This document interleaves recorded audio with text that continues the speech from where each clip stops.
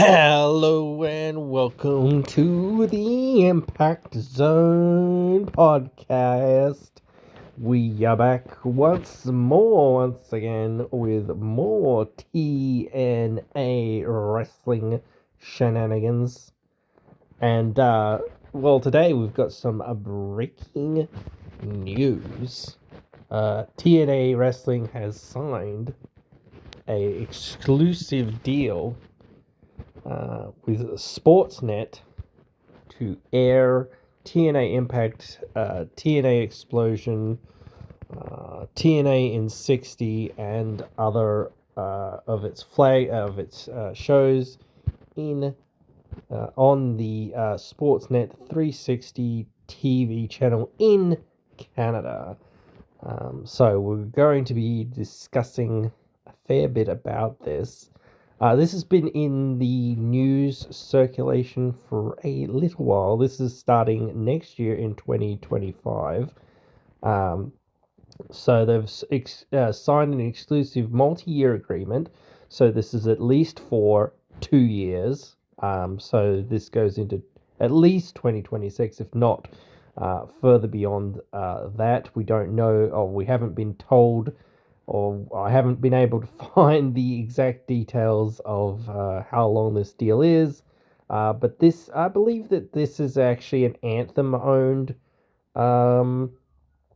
network in Canada, and Anthem is a Canadian business, having lots of different assets in lots of different places.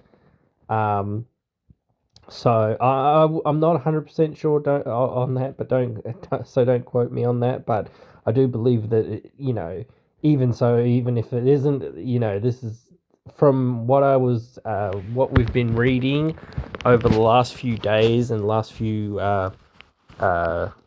and from this announcement, this and whatnot. This network was the network that WWE Raw and SmackDown were both on. Now, I know that US viewership is probably a bit higher than Canadian viewership, just due to the higher number of people in the US compared to Canada. But I would still assume that the TV was a national deal, so that's pretty decent as well. But yes, like, it should be at least pretty decent, and I know TNA gets a lot less viewership, or has gotten a lot less viewership than what WWE has over the last few years, and traditionally forever. But still, it's just like, and I don't know that there's the same level of interest people would have had for TNA as what WWE would be. But since WWE is going to Netflix, well, now they've got at least TNA, and they'll have to find some other programming, I guess. But at least they've got, maybe with all the other stuff, who knows. So this deal includes TNA Explosion, TNA in 60, classic matches from the 20 plus year library, showcasing over 6,000 hours of unforgettable matches and moments. Sportsnet is Canada's number one sports network, in addition to being Canadian national hockey platform.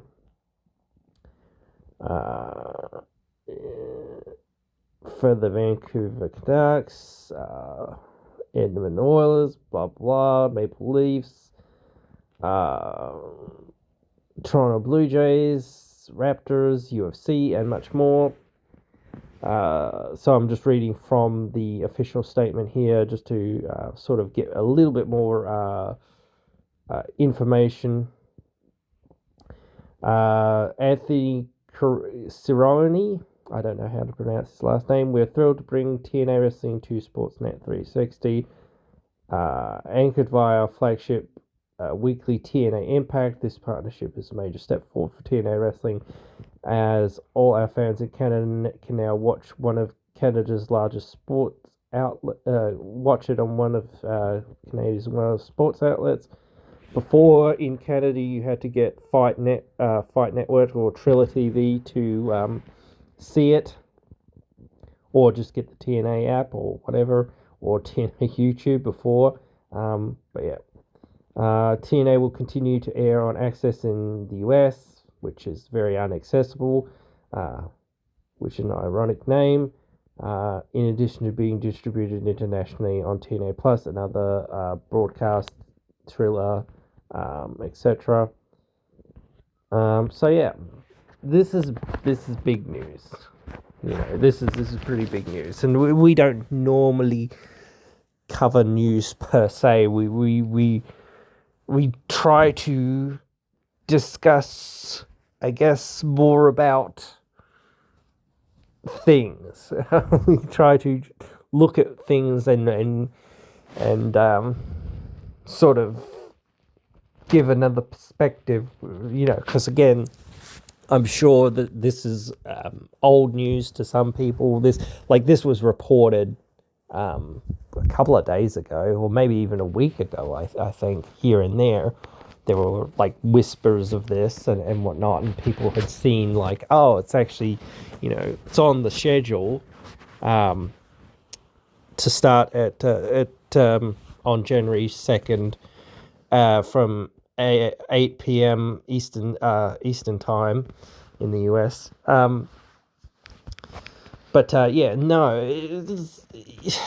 So we're not the first cab to the rank. We will never be, especially since I live here in Australia and there's huge time difference. And I'm a one-man crew here and about a million other things. But yes, we don't try to report. It is breaking news, but it isn't breaking news. This has been around for a while. Even the posts that I'm reading here are 5 hours old at this point, and it's about 7 a.m. here for me. So at the time of recording, so I won't even get it up for another probably couple of hours. I just happened to wake up because the dog was barking or whatever. But anyway, it is what it is. But yeah, no, like we've been looking, and they've been looking for a long time for more distribution. I don't think this is what specifically they meant by that, but this certainly is a part of that package, hopefully at least, because if this is all they've got, unfortunately it's probably not all that good, unless again they're going to actually start running a whole bunch more shows in Canada. I mean, they could run a whole bunch more shows in Canada. I hope they do. But I would love them to come down here to Australia again, but maybe one day. We'll have to wait and see. But still, it's just one of those things. Well, we wait and hope. I know AEW actually has an event here, but it's in nowhere near where I'm in. So, not going to that. Especially since I'm not the biggest AEW fan or whatever, but whatever.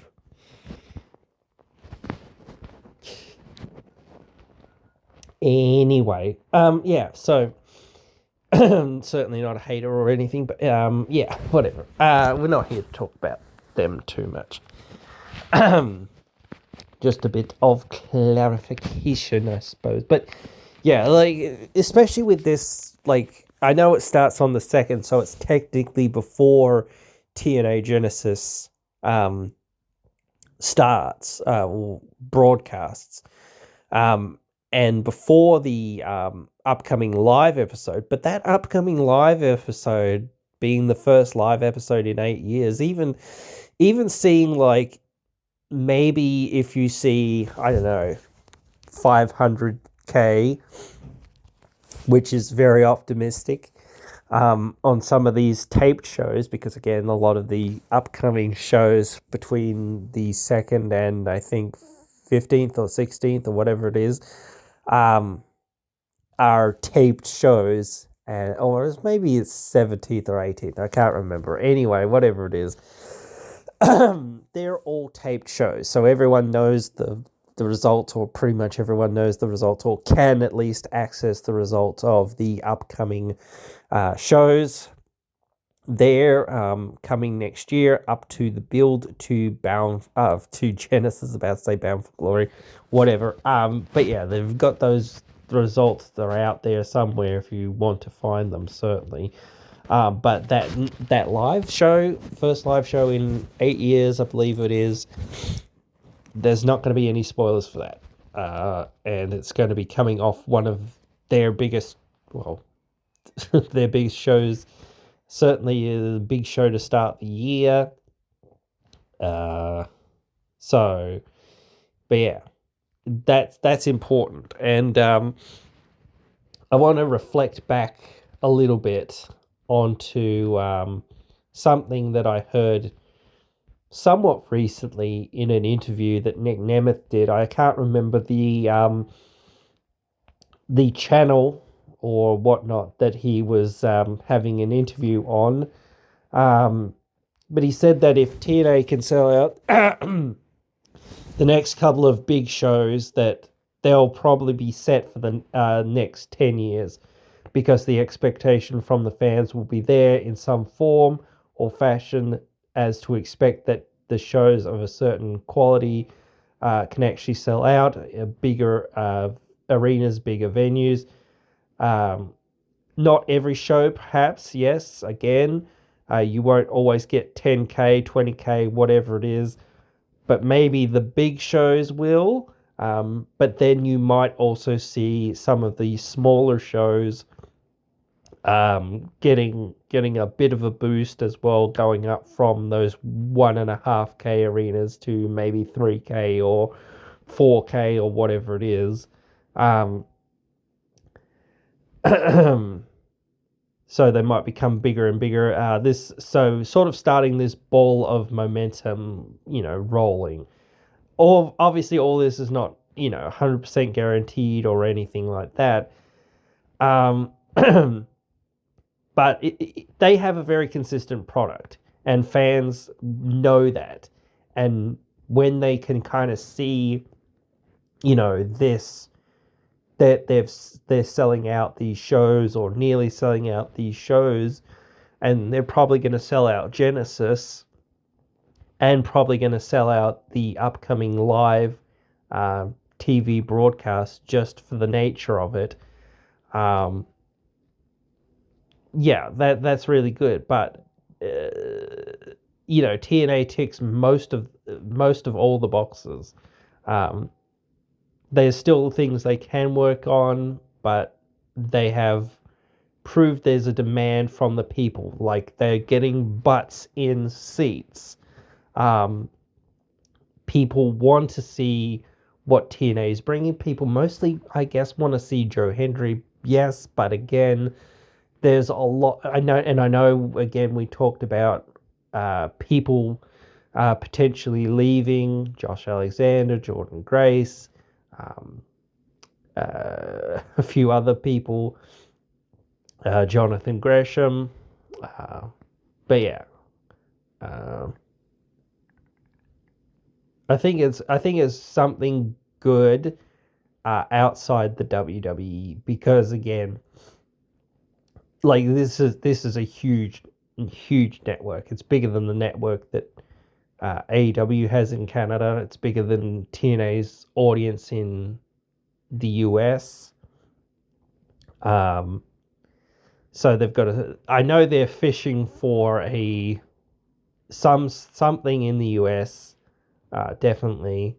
I'm not sure about what their UK deal is specifically. I know we talked about it a while back, but yeah, it's just one of those things. I do, as I said, they tick like all the boxes. Sometimes it's a bit like, I think fans expect too much. Sometimes it's like, it's impossible to please these people. Like, I think good wrestling plus good storytelling sort of sells these shows.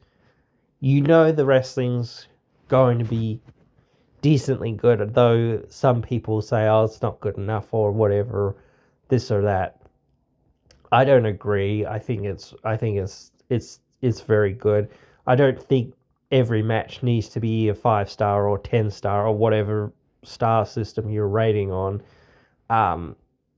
level of match. You've got to realize that, you know, a 3-star match or a 4-star match or whatever, you know, uh, is somewhere in between there is like the average of what matches are going to be.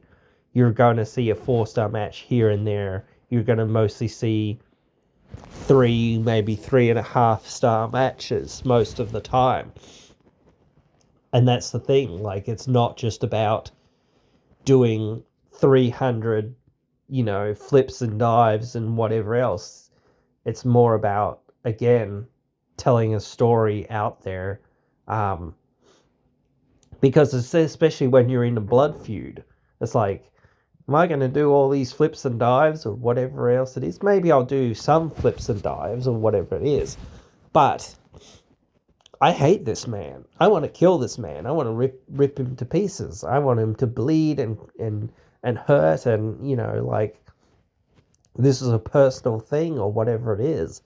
Or this has been going on for years and years. We know each other, you know, like the back of our hand or whatever it is. You know, so I've got a counter for his counter, but he's got a counter for my counter, and so on and so forth. And, we know what each other's dangerous moves or setup moves or whatever else are. So, or signature offense or whatever it is, you know. So you have all these little beats that are in a match, not just, this is a match that's in a vacuum that is, just, these guys are,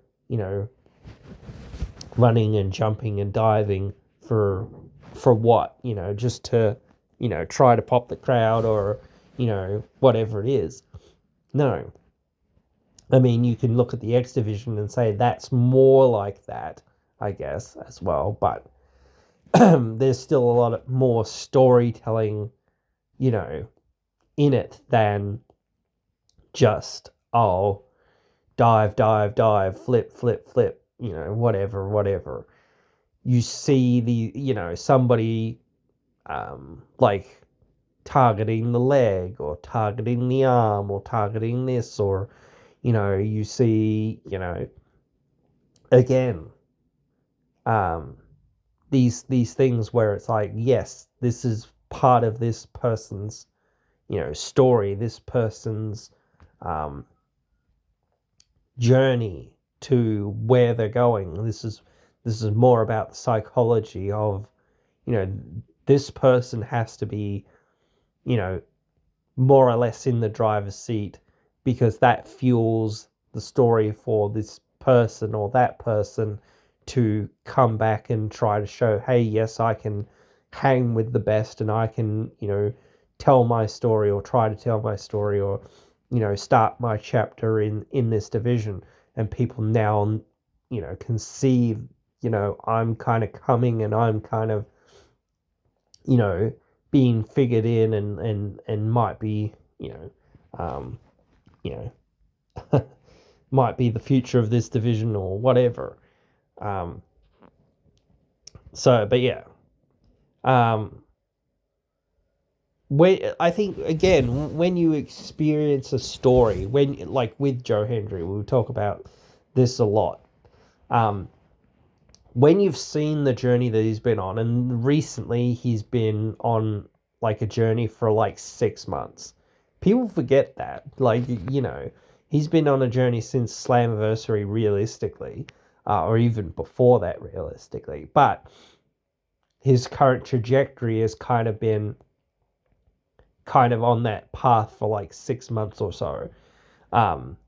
So, 3 months ago, whatever it was, he lost to Nick Nemeth.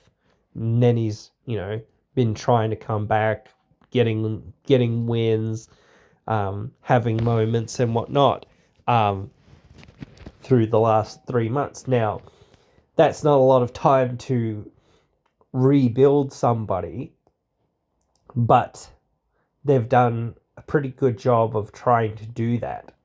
Um, and it's tough,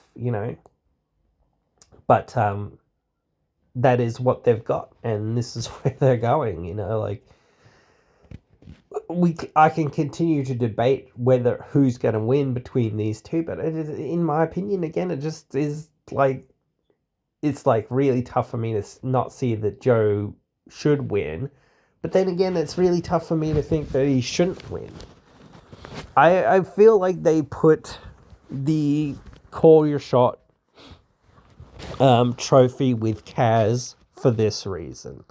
I don't feel like he's going. I saw that somebody was saying that he's going to basically cash in like Moose cashed in on Josh Alexander, but I don't see that, honestly. I don't know.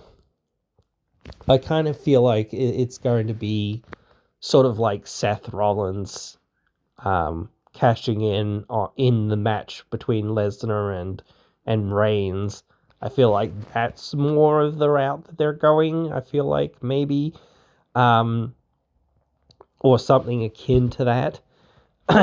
Because I don't know, dude. It's really tough because it's just like you always have to think again, like we've said this 1,000 times, the people will pay to see the hunt more so. And if you give them another 6 months to Slammiversary or maybe 8 months to Bound for Glory, it's like, wow, here's a really big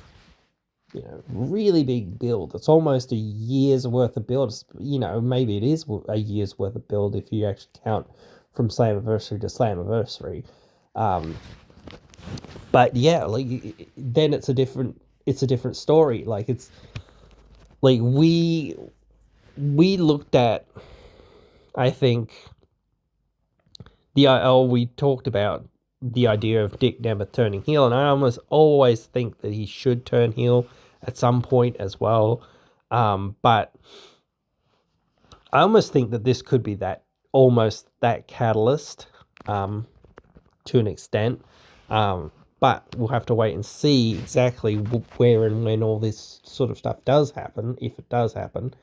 But it does look pretty good either way, because again, even if you start saying, well, he doesn't win it here, he's continued to be featured in this position of looking like he's going to win, probably going to win. I do feel like they probably have to pull the trigger pretty quickly, though.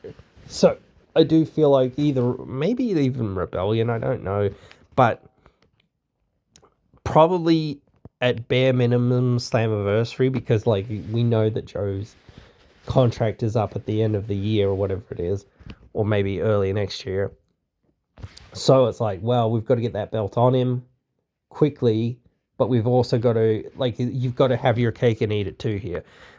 You've got to get it on him quickly, but you've got to give this big build and this big reason for people to continue to come, yes, people will come to see Joe Hendry when he's the champion, but as we know, that sort of stuff is very diminishing returns. So I feel like they are trying to hold back on it and trying to keep people invested in his chase to being the champion. So it's really tough. It's a really tough, line to sort of tread. And that's where people are, again, losing patience or, whatever, or going back to the lol TNA stuff or whatever, because that's the easy way of thinking, oh, they've messed up or whatever, and this and that. And if they don't put it on him, they've messed up and this and that. It's an easy narrative to go with. It's not an easy narrative to go, oh, well, what are they actually doing with this? Why are they actually doing that? Why, how is this going to play out? Or why is this playing out this way? Or whatever. It's not just, oh lol, they suck and they don't know what they're doing or whatever, and whatnot. It's easier to fall into that. Like obviously the TNA faithful, we know what's going on, and when you see the shows weekly or whatever, and he's in the main event, or he has a spot in the main event, or whatever it is, or an appearance, it's like, well, or even in the semi-main event, it's like, well, that's showing you that there is this level of, hey, no, we've got to make sure we keep you in that position or in that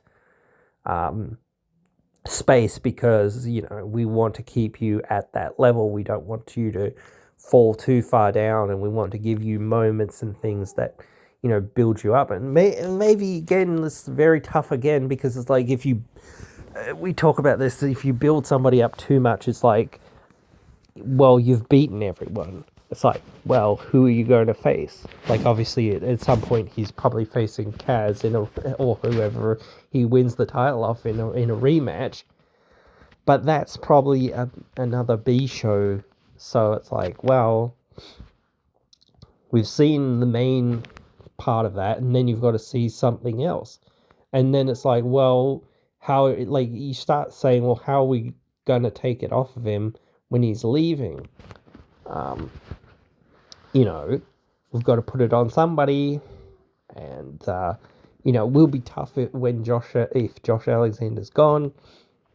It'd be nice if he sticks around or whatever, but we'll have to wait and see.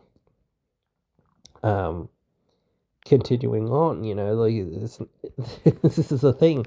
Wrestling never ends. Wrestling never ends.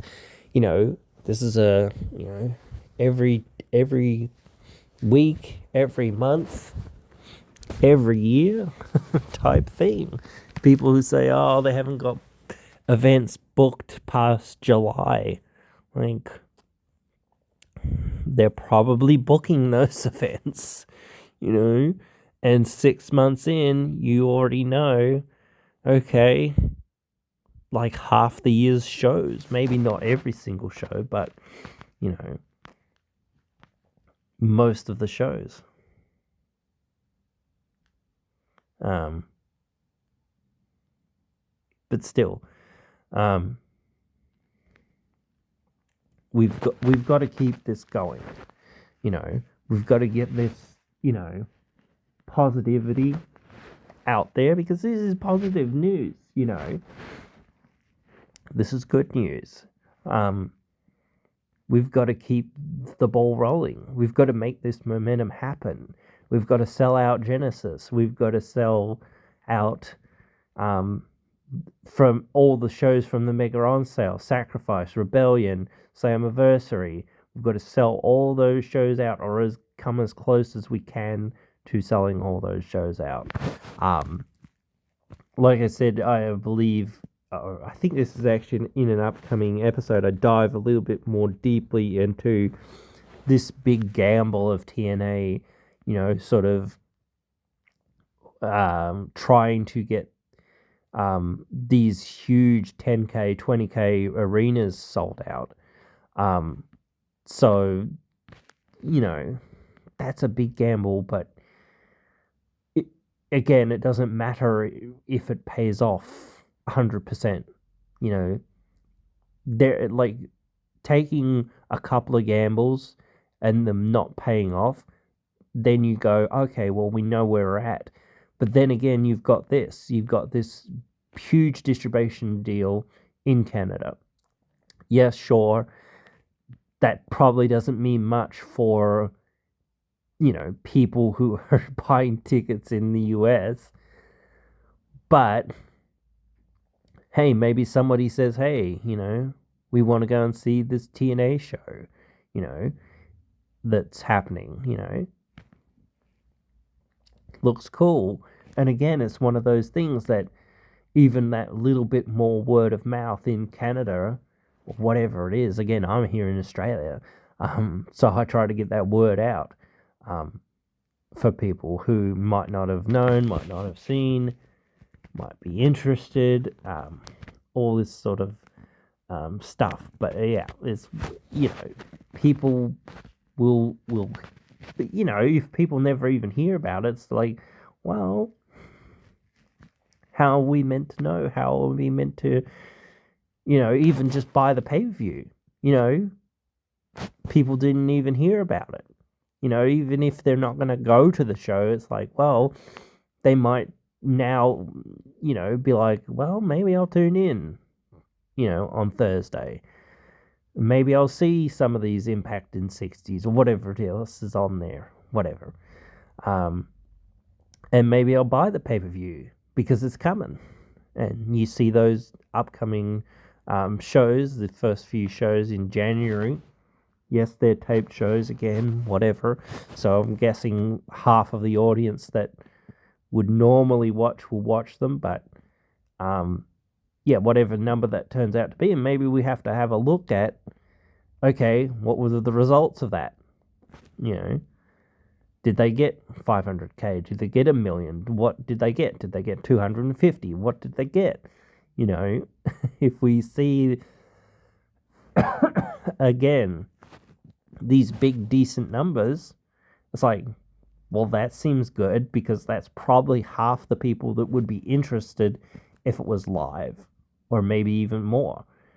Like the debut episode is probably going to do pretty good numbers because it's like, well, people want to see, okay, or this is actually on, okay, whatever, tune in, let's see, first episode, let's go, it's just getting that access again, so that's well worth, whatever it is. So again, just getting that distribution, getting those eyes on the product in some form, in some fashion. I see some people, like mostly it's been positive. Even like the one post that I saw was a little bit more neutral-ish, was saying, they need to get better. And I'm like, yeah, maybe they need to get a little bit better, but they're still like really good. Like, yeah, maybe like losing some of their talent isn't like ideal potentially, but it's still one of those things. Replace those talents with other people. You've got the ability to do that. So it's not like it's infeasible to see and that sort of thing. And again, it gives an opportunity for, some of these wrestlers. Like Josh Alexander wasn't always the main event guy that he is now. He was a mid-card guy as far as a tag team, and then a mid-card guy as far as being the X Division champion. And during that reign, they really tried to push him as being like an upper mid-card guy to being like semi-main event or even a main eventer. Like, they put him in that position to, to do that and to be looked at as being one of the next future guys. And I know some people say, oh, that's because he was a D'Amore guy and D'Amore was in charge of the creative and whatever else and all this blah, blah, blah. And he's playing favorites and whatever else.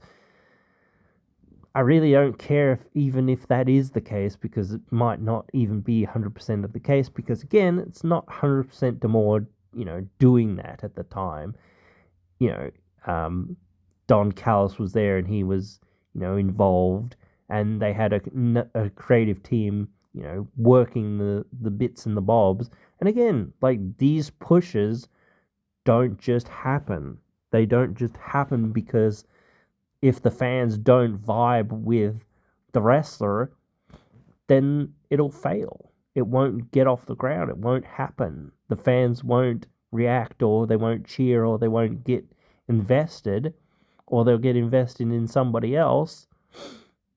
So, the fans are always going to decide ultimately, again, if they're going to spend their money to get their butts in the seats or buy that pay-per-view or whatever it is, or watch whatever it is. So, yeah, it worked to a certain extent. Certainly, it could have been better, absolutely. But again, like, it still worked. you know. So that whole, you know, line of, you know, you know, this was, you know, this and that and favoritism and you know, blah blah blah, whatever. Nepotism, blah blah blah, whatever. This sort of thing is like, maybe to some extent, yeah, sure, okay, fine. You could say that or whatever, but you know, realistically, you've got to look at it and say, oh well, yeah, sure, but yeah, there's a lot more. There's a lot more to it than just that. But yeah, certainly. Anyway, we've got to, as I said, stamp our feet and make some noise and try to, you know, get this going and this out there, and people to be like, okay, you know, let's freaking go, you know, like, and maybe that will, again, this is as I said, huge deal. Maybe that will spike the interest for a US deal, especially if they start saying, hey, we just got 500K or whatever it is views, and so maybe we need to wait a little bit and just see what those numbers is or are or will be or whatever early next year. But we can certainly find that out early next year. We're at this point, we're at the tail end of this year. I don't think we're producing anything else this year. This sort of has been in the news, as I said, for a bit, sort of, but they finally confirmed it today on the official, on TNA official and on Sportsnet official. So, you know, and there's been a few other places, you know, been discussing it for a while and whatever, and it's been on their thing, on their schedule for a while. So it's like, well, you know, obviously they are going to confirm it at some point. But yeah, this is, you know, this is good for promotion, because people, you know, start going into the new year and going, or start looking at what's happening next year and be like, oh, TNA's airing next year. Oh, okay. And getting that advertised again, start getting, you know, BTW, hey, TNA's coming January 2, blah, blah, blah. Some of that sort of stuff in that marketing really helps, because, again, if people don't know that it's on, you know, maybe they'll randomly tune in, but without that advertising, it's like, you know, again, a lot less. And again, perhaps with the fact that it's taped, there won't be as much interest, but still, there will be interest, I think, because, you know, the Canadian market is starved pretty heavily of wrestling, and will be starved heavily from wrestling since now they've lost the WWE. And perhaps, again, the TNA wrestling is not WWE. They're different. They have a different style. They have a more indie style. But then again, the thing is, as we were talking about, TNA has a variety show. You know, they're not like Ring of Honor or whatever. They're not like New Japan. They're not such pure wrestling or whatever it is that there's no story or there's no moments or segments or things that, you know, kind of build more of a narrative around something or whatever. You know, it's one of those things. I think, you know, AEW started to do that recently, or I noticed they started to do it more recently, and they're more leaned into stories like the John Moxley sort of story recently. You know, there is subtle storytelling, and then there is like actually having time to cut a promo or whatever, and, you know, get the audience's reaction, and, you know, or whatever it is. Sometimes you want that, and sometimes you don't want that. Sometimes you need to get a message across without, you know, the fans being like, what? all the time, or, chanting or whatever. Sometimes you need that, and sometimes you just need people to hear, an uninterrupted segment or promo, or see a thing happen, you know. And I think getting outside the ring and seeing some of this stuff that happens behind the scenes or whatever, it seems like this seems real or almost real or whatever it is. Look at the Tessa Blanchard thing where, she was wandering around the backstage and she knocked down Gia Miller. It was like, oh, what the hell is this? What the heck is going on? She's really back, and, she's really, seeming to cause havoc, So, yeah, we have to continue, and, I hope the best for, everything that comes out of this. As I said, I don't know enough about the UK deal that they have. I'm pretty sure they don't have one here in Australia. I'd love to have them here in Australia. I don't even think WWE has a deal here in Australia. They used to, once upon a time. But yeah, I still think that they should. But then again, it's like, well, you can just get Netflix, bro. And I have no problems. I didn't have any problems with the YouTube. That was fine with me. I have no problems with having it on TNA Plus. That's fine with me. Obviously, having it free would be different, or whatever. But then again, you get the ads or whatever. But then again, that pays for the show and just, helps the show in general. But yeah. Guys, hope you have enjoyed this one. Hope you guys will join me again in another one, and hope you guys will join me in the new year. So have a happy holidays, have a happy new year, and I'll see you again next year.